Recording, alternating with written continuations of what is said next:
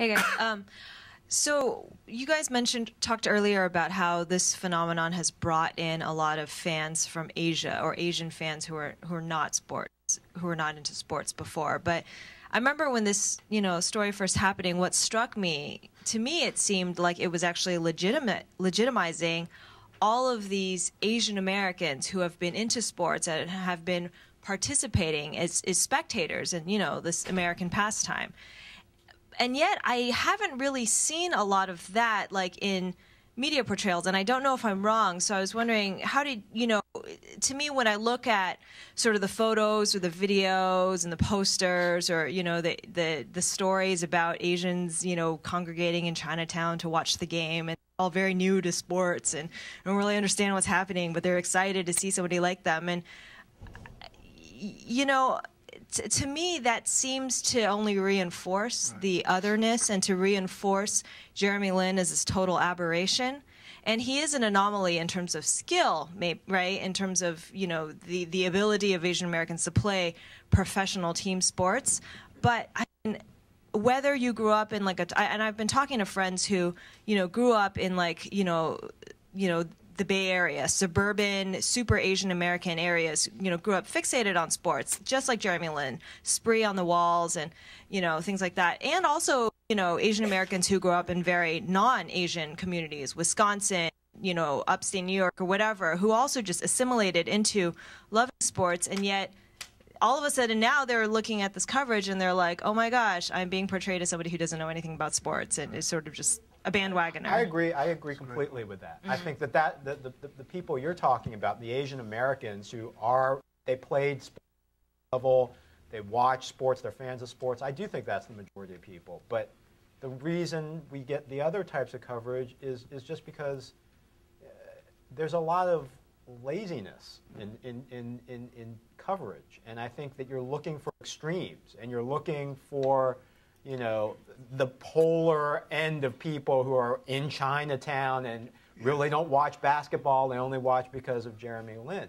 That's more of an obvious piece to report than the more subtle impact on people who are fans. Also, the problem also in our industry is that you don't have a lot of people who look like you, these mainstream people, calling the shots, saying, oh, stop that bullshit. Don't do that. We don't have anybody there. That's the problem. That's the main problem. It's a problem with African Americans. It's a problem with Asian Americans. It's a problem. It's a problem across the board. That by and large, you have white people kind of say, okay, today I'll play the Asian role, or today I'll play the black role. What do you think? Okay, that sounds good. Let's do. And that's because we're our industry is a Wizard of Oz. It's the most powerful cultural institution in the world. We determine what people kind of think, know the nuances, and so you're right. Yeah, send them out. Send them out to Chinatown, and first of all, that. They did the same thing with Tiger Woods. Oh, now this is great because black folks now know about tennis. Well, black folks and golf rather. A black man from Harvard got the first patent on a golf ball. Okay, on a golf tee. I'm sorry. Black folks had private tennis clubs and golf clubs at the turn of the century. That was not the issue. The issue was access. Right. But of course, if you don't want to talk about that, because that goes into the fundamental problem with racism, which is preventing access. But if you just don't have that type of people in power, play these kinds of games with each other where you've never really faced reality. So to me, that's the great question. I think that brings into the problem. Who is at these places calling the shots? So we're in New York. We're talking about the Knicks in the media. Let's get negative. What is the impact? Because it's reached such a broad audience. What could the impact be? Let's say in the second half of the season, it falls apart and stats suffer. The Knicks stop winning. They don't even make the playoffs. This has been such a small sample size. Is this story still going to have an impact if it doesn't even go through the conclusion of the season? I think it has an impact. If it stopped today, the impact would be there.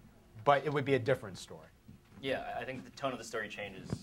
I think then all of the non-basketball stuff we spend a lot of time talking about still holds true.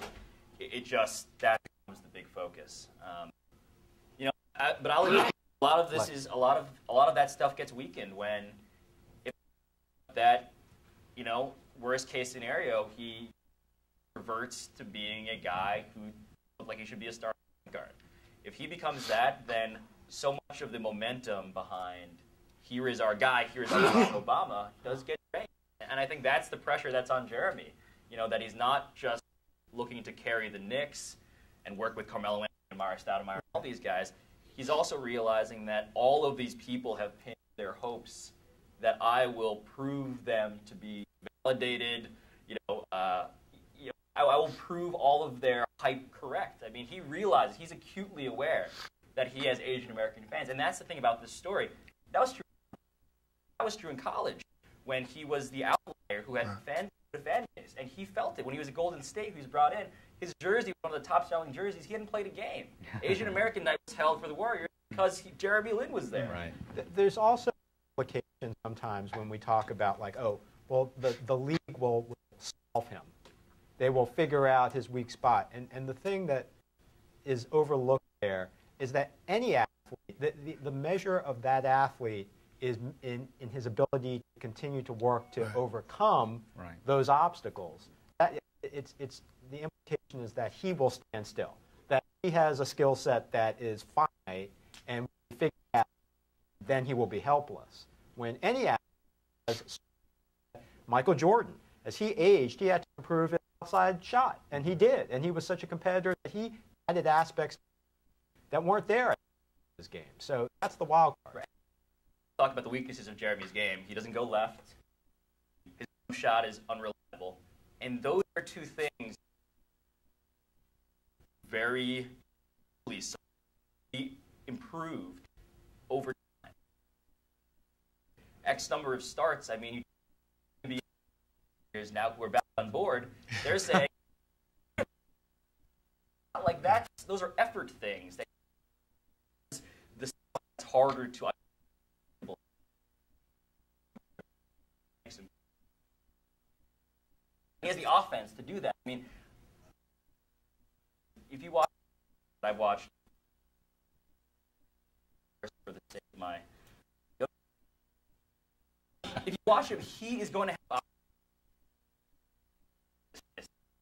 He Tony for as much as the center and having a run where Jeremy is 5 and 5. How would the opportunities to get numbers? You're going to be there, and he's going to be.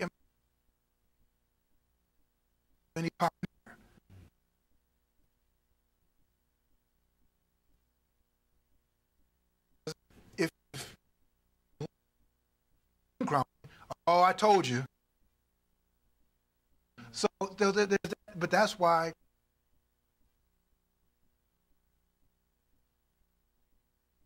the hopes and different burdens. Again, it's not. Obama will have a second term, and first black states. Pulling back healthcare, blah blah blah. I can. It's not a reporter. I can be political and all that stuff.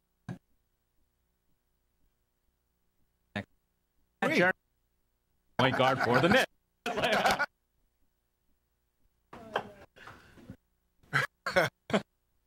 Hey man, you don't have to make our.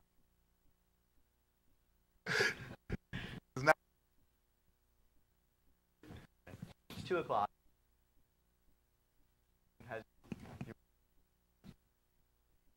It's kind of changing time. You guys have to go.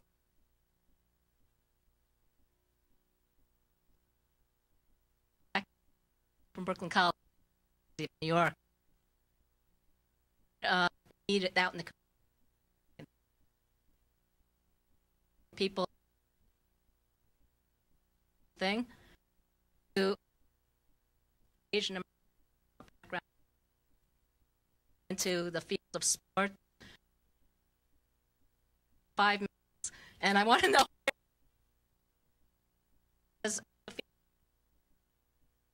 situation from a perspective. Community. I